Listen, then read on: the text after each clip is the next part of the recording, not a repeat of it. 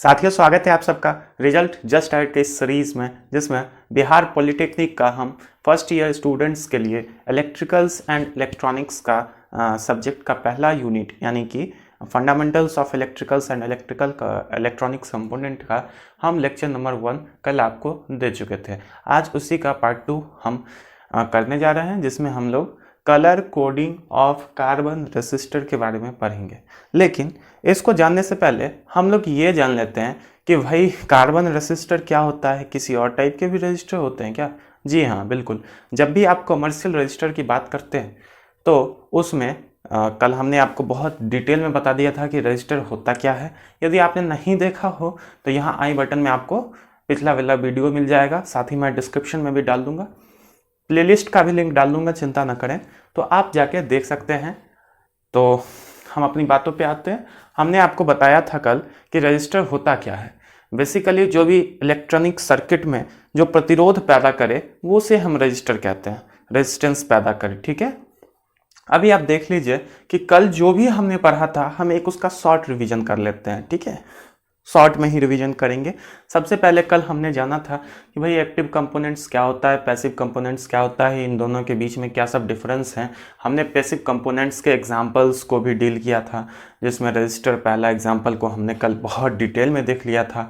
आज भी देखेंगे कैपेसिटर क्या होता है, इंडक्टर क्या होता है, उसके बाद ट्रांसफार्मर क्या होता है। इस लेक्चर में तो नहीं, उस पर हमें एक नेक्स्ट सीरीज़ बनाना पड़ेगा, अगला लेक्चर में हम लोग देखेंगे। ठीक है, तो फिलहाल इस लेक्चर में हम कलर कोडिंग की ही बात करेंगे ऑफ कार्बन रजिस्टर। ठीक है, तो हमें उम्मीद होगा कि हम आपको जितना ये लेक्चर इंफॉर्मेटिव हो सके आपके लिए उतना कर पाएँ, ताकि आपका भी सपोर्ट हमारे साथ बना रहे। आप अपने दोस्तों को इसे शेयर कर दीजिए।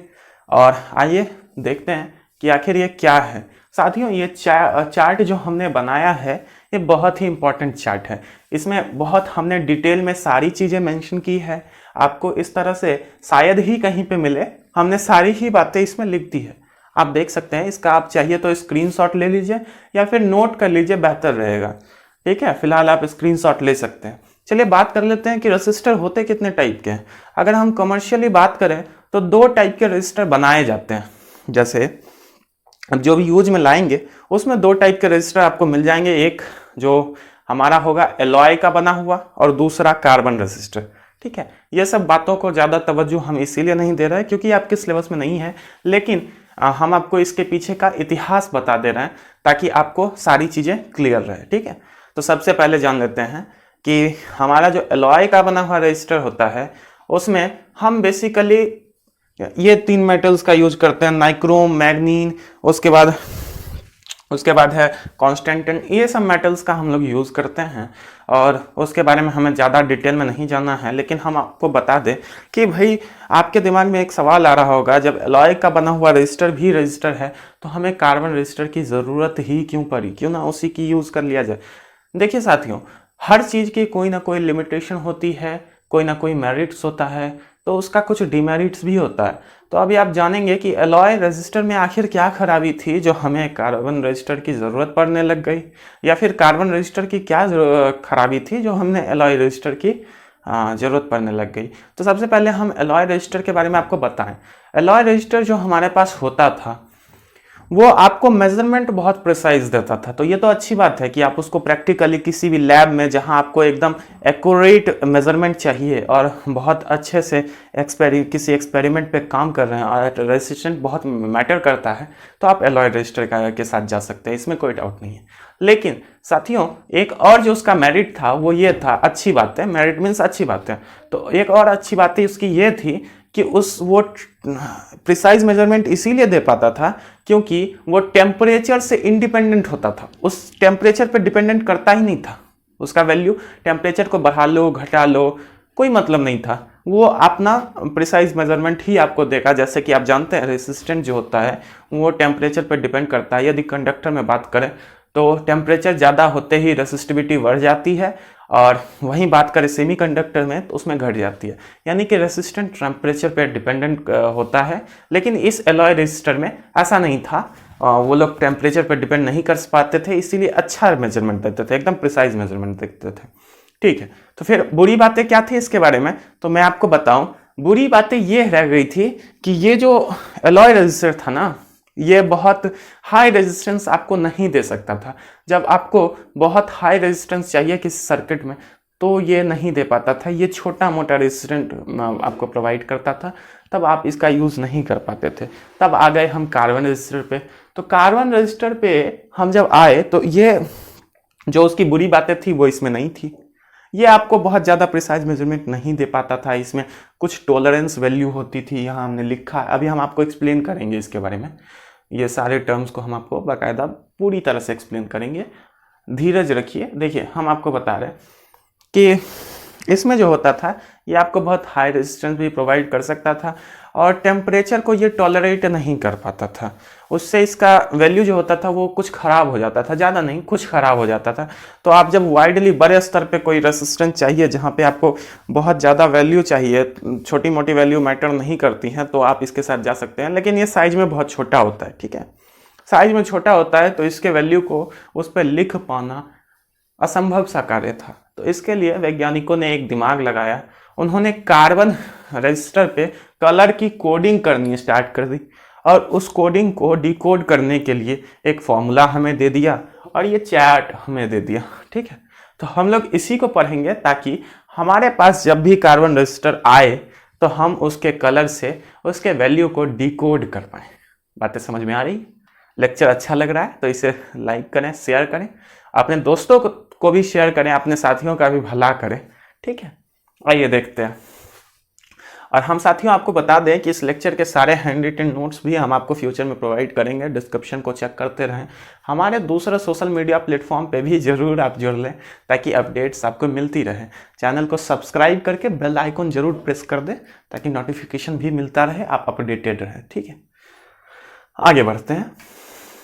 सबसे पहले देख लीजिए कि अगर हम बात करें कि रजिस्टर होता कैसा है तो ये कुछ हम एक बना देते हैं। अभी जितनी बातें हमने बताई उसको बहुत ज़्यादा तवज्जो देने की आवश्यकता नहीं है, आप चाहें तो लिख सकते हैं, नहीं चाहें तो कोई प्रॉब्लम नहीं है, इसीलिए हमने लिखा नहीं, आपको सीधे बता दिया। ये देखिए हम मान लेते हैं, यकीनन आपको दिखाई दे रहा होगा प्रॉपरली, ठीक है। देखिए मान लेते हैं कि ये कोई रजिस्टर है हमारा, तो इस पे कार्बन ये कलर बैंड कुछ बने हुए होते हैं। एनसीईआरटी में अगर आप जाएंगे तो इसको एनसीईआरटी कहता है ये कलर रिंग है, लेकिन जनरली आप बैंड या रिंग कुछ भी कह सकते हैं, कोई प्रॉब्लम नहीं है। तो इस पे कुछ बैंड बने हुए होते हैं और उस बैंड की संख्या कितनी होती है, तो सबसे पहले हम 3 बैंड वाले पढ़ेंगे, 3 बैंड वाले पढ़ते हैं, ठीक है। उसके बाद 4 बैंड पे चर्चा करेंगे, उसके बाद 5 बैंड पे करेंगे, 6 बैंड तक करेंगे, ठीक है। तो आइए देखते हैं। तो सबसे पहला बैंड जो होता था हमारा ये दूसरा ये, तीसरा ये। देखिए क्या अंतर पड़ता है ना कि इसमें पहला बैंड, ध्यान दीजिएगा, पहला बैंड और दूसरा बैंड जो आपका होता है वो आपको सिग्निफिकेंट फिगर को दिखाता था, ठीक है, सिग्निफिकेंट फिगर को दिखाता था। ये आपको सिग्निफिकेंट फिगर या फिर कह ले नंबर को दिखाता था, ठीक है। और तीसरा बैंड जो होता था आपको, वो आपको दिखाता था मल्टीप्लायर, ठीक है। तीसरा बैंड मल्टीप्लायर को दिखाता था, तीसरा बैंड।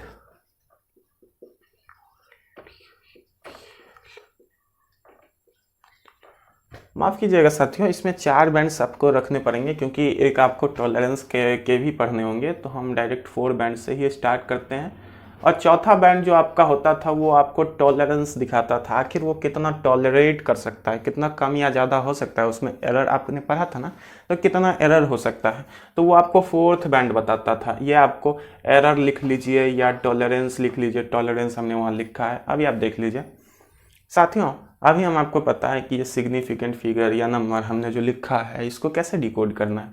तो ये पहला बैंड है, ये दूसरा बैंड है। अच्छा एक महत्वपूर्ण सवाल, देखिए चौथा बैंड हम यहाँ दे देते हैं, कैसे पढ़ना है इसको, इधर से पढ़ना है या इधर से पढ़ना है, क्योंकि इधर से पढ़ते हैं तो पहला बैंड ये है, इधर से पढ़ते हैं तो ये है।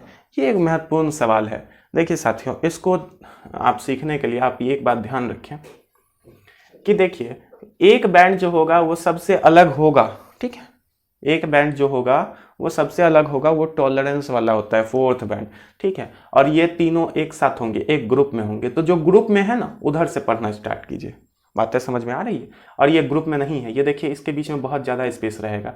अगर हम स्पेस दे के बनाएं, थोड़ा स्पेस दे देते हैं, ठीक है। अब देखिए, अब आपको ये क्लियर होगा कितना ज़्यादा स्पेस है।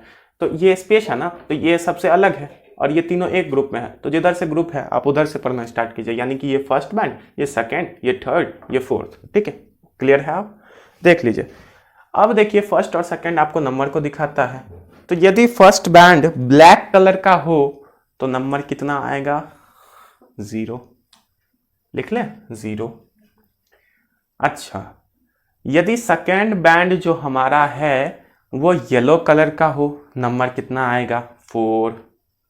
देख लीजिए 4 है, ठीक है। अब देखिए थर्ड बैंड हमने आपको बताया कि मल्टीप्लायर को दिखाता है, यहाँ मल्टीप्लायर, ठीक है, यहाँ मल्टीप्लायर है, तो मल्टीप्लायर को दिखाता है। तो अभी आप देखेंगे कि मान के चलिए कि मल्टीप्लायर में कोई एक बैंड ले लेते हैं, जैसे ग्रे बैंड है हमारा, ग्रे बैंड है। थर्ड बैंड अगर ग्रे कलर का है तो क्या होगा? तो भाई ग्रे वाला वैल्यू डाल दो, ग्रे वाला इधर से डालेंगे क्योंकि मल्टीप्लायर के ग्रुप में ये है और ग्रे के पास कितना है, सॉरी ग्रे के पास कितना है 10⁸ इंटू 10⁸। बातें क्लियर हो रही है सब कुछ आपको? अगर आपको कोई डाउट है तो आप अभी लाइव चैट में पूछ सकते हैं, मैं इसकी मॉनिटरिंग कर रहा हूं। और यदि आप लाइव नहीं जुड़ पा रहे हैं, यदि आप प्रीमियर के टाइम पर नहीं जुड़ पा रहे हैं तो कमेंट कर दीजिए, मैं वहां भी रिप्लाई दे दूंगा। साथियों बीच में लाइट कट गई थी, तो आइए यहीं से हम लोग कंटिन्यू करते हैं जहाँ तक हमने कर लिया था। तो हम आपको बता रहे थे कि हमारा जो थर्ड बैंड है वो ग्रे कलर का है और इसका आप मल्टीप्लायर देख सकते हैं इंटू 10⁸। तो हमने वो लिख दिया। तो अब आप बताइए कि इसमें जो फोर्थ बैंड है वो भी हम किसी कलर का मान लेते हैं। सपोज कर लीजिए हम इसी में से किसी एक का मान लेते हैं, सपोज कर लीजिए सिल्वर का हो।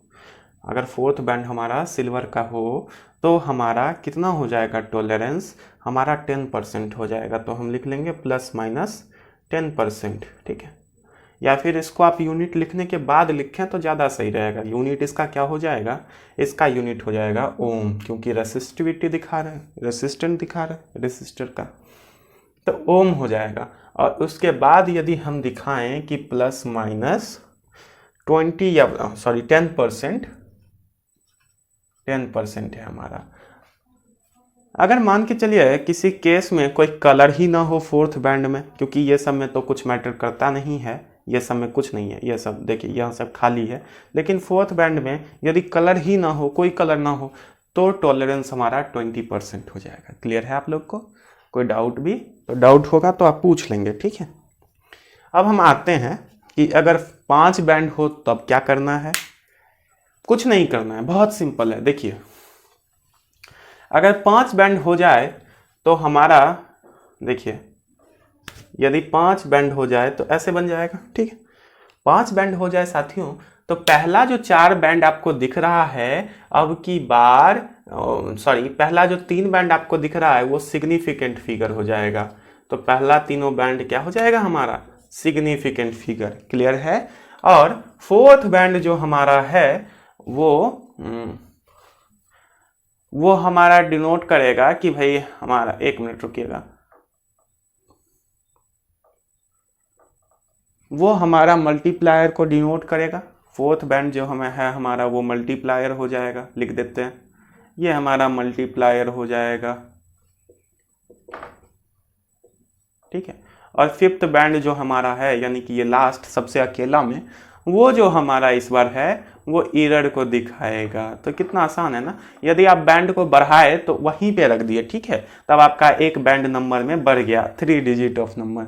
जब 3 डिजिट का कोई सिग्निफिकेंट फिगर हो तो आप समझ लीजिए कि उसमें कम से कम 5 बैंड है। कितने बैंड हैं? 5 बैंड है। चलिए आते हैं, अब वहाँ पे ध्यान दीजिए आप, तो आपको मिलेगा कि देखिए हम मान लेते हैं कि हमारा पहला, दूसरा, तीसरा बैंड किसी भी रैंडम कलर का है। सपोज कर लीजिए पहला बैंड हमारा रेड है, ठीक है, रेड है तो उसका नंबर कितना है? 2। दूसरा मान लेते हैं ब्लैक है तो 0। तीसरा ग्रे मान लेते हैं तो 8, ठीक है। ये हमारा सिग्निफिकेंट नंबर है, ठीक है ना। अब आगे चलते हैं मल्टीप्लायर पे, जो हमारा फोर्थ बैंड है। तो मल्टीप्लायर में आप देख लीजिए कोई भी रैंडम बैंड सपोज कर लीजिए उठा लेते हैं, जैसे सिल्वर कलर का आपको जनरली पता है सिल्वर या फिर ये गोल्ड कलर का आपको मिलेगा ही नहीं। ये हमारा सिल्वर का मल्टीप्लायर नंबर है और ये हमारा माफ़ी की चाहूँगा ये गोल्ड का है, ये सिल्वर का है, ठीक है। और नो कलर के केस में इसमें कुछ नहीं होता है, नो कलर के केस में आपको इसमें मिलेगा 20%। क्लियर है? आ जाइए देखते हैं। अगर मान के चलिए ये हमारा सिल्वर है या गोल्ड है, जो कि जनरली आपको नहीं मिलेगा, जनरली आपको वाइट तक ही मिलता है। अभी हम आपको इसको याद करने का शॉर्ट ट्रिक भी बताएंगे, चिंता मत कीजिए। तो अभी देख लीजिए, अगर ये सपोज कर लेते हैं सिल्वर कलर का है तो इसका कितना हो जाएगा मल्टीप्लायर 10⁻⁻1। बातें समझ में आई? अब मान के चलिए हमारा ये बैंड बहुत अच्छी क्वालिटी का है, तो बहुत अच्छी क्वालिटी का है तो इसका क्या मतलब है, टॉलरेंस बहुत कम होगा, एरर बहुत कम होगा। तो इसमें से सबसे कम नंबर कौन सा है? मेरे ख्याल से तो ये है, देख लीजिए, चेक कर लीजिए, ग्रे। अगर वो ग्रे कलर का हो ना तो वो सबसे ज़्यादा एक्यूरेट होता है। क्वेश्चन आ सकता है कि सबसे ज़्यादा एक्यूरेट कौन सा रजिस्टर होता है, तो जिसका फिफ्थ बैंड जो है या फिर जिसका फोर्थ बैंड जो है वो ग्रे कलर का हो। फोर्थ बैंड किस केस में? जब टोटल बैंड फोर्थ ही होगा, और जब टोटल बैंड 5 है तो लास्ट बैंड समझ लीजिए ना, सीधे सीधे लास्ट बैंड ग्रे कलर का होना चाहिए। तो हम उसको कह देंगे कि भाई ये जो है हमारा ये बहुत अच्छा है, एकदम एक्यूरेट रीडिंग देता है। तो यहाँ पे हम लिख लेते हैं इसका यूनिट ओम, और फिर टॉलरेंस क्या हो जाएगा ±0.05%। किसी को कोई डाउट नहीं भाई साहब? अब आते हैं 6 बैंड पे। देखिए हम अभी तक ये टेम्परेचर कोफिशिएंट को नहीं ले रहे थे, क्यों पता है? क्योंकि ये 6 बैंड आने के बाद ही होता है, यहाँ ध्यान दीजिए। तो जब तक 6 बैंड नहीं होगा तब तक आपको इसको लेना ही नहीं है। तो यहाँ हम आप 5 बैंड दे देते हैं, ये एक अकेले में 6ठा बैंड है। देखिए अब यहाँ पे जो केस है ना सेम रहेगा, 1 2 3 आपको सिग्निफिकेंट फिगर दिखाएगा, फोर्थ आपको मल्टीप्लायर दिखाएगा, फिफ्थ आपको एरर दिखाएगा, लेकिन सेम ही केस रहेगा। अब 6ठा बैंड क्या दिखाएगा? 6ठा बैंड दिखाएगा टेम्परेचर कोफिशिएंट। क्लियर है? और वो टेम्परेचर कोफिशिएंट का यूनिट क्या हो जाता है, ये सब में कुछ नहीं है इसीलिए खाली है। तो टेम्परेचर कोफिशिएंट का यूनिट होता है पार्ट्स पर मिलियन, ppm, पार्ट्स पर मिलियन। कोई डाउट नहीं है? पार्ट्स पर मिलियन प्रति सेंटीग्रेड, प्रति सेंटीग्रेड या सेल्सियस कह सकते हैं, सेल्सियस, डिग्री सेल्सियस, ठीक है। तो आप लिख सकते हैं 100 पार्ट्स पर मिलियन, अगर ये कलर है तो लिख सकते हैं ना 100 ppm प्रति सेंटीग्रेड। क्लियर है? Degree centigrade. इतना ही था इसमें। अब आइए देखते हैं शॉर्ट ट्रिक कैसे हम इसको याद रख सकते हैं, और इसके बाद हम लोग नेक्स्ट लेक्चर में देखेंगे कि क्या होता है इंडक्टर, क्या होता है कैपेसिटर, क्या होता है ट्रांसफार्मर। इतना इंटरेस्टिंग हो जाएगा आपके लिए नेक्स्ट लेक्चर में, क्या बताऊं। आई थिंक ये भी आपके लिए बहुत इंफॉर्मेटिव रहा होगा। अगर सच में ऐसा है तो प्लीज़ लाइक ज़रूर कीजिएगा वीडियो को। आगे आइए देखते हैं हम इसको याद करने का क्या तरीका है। देखिए यहाँ सबके शब्द को हम आगे लिख लेते हैं तो क्या बनता है, इसके पहले लेटर को ले लेते हैं BBROY, बीबी रॉय, ठीक है। और जी से हम लोग बना लेते हैं ग्रेट, ग्रीन को ग्रेट बना लेते हैं, ब्लू को बना लेते हैं ब्रिटेन, बीबी रॉय ग्रेट ब्रिटेन। भी से बना लेते हैं वेरी, जी से फिर बना लेते हैं गुड, डब्ल्यू से बना लेते हैं वाइफ। क्या बनता है? B B Roy Great Britain very good wife. उसके बाद गोल्ड सिल्वर नो कलर, ये आपको बस इसके केस में होता है, टॉलरेंस के केस में। इन दोनों केस में तो होता ही नहीं है, होता है बहुत कम वैल्यू देता है, तो इसको जनरली कंसिडर नहीं किया जा सकता है, मतलब नहीं किया जाता है। आप जो जनरल चार्ट देखेंगे उसमें नहीं होगा।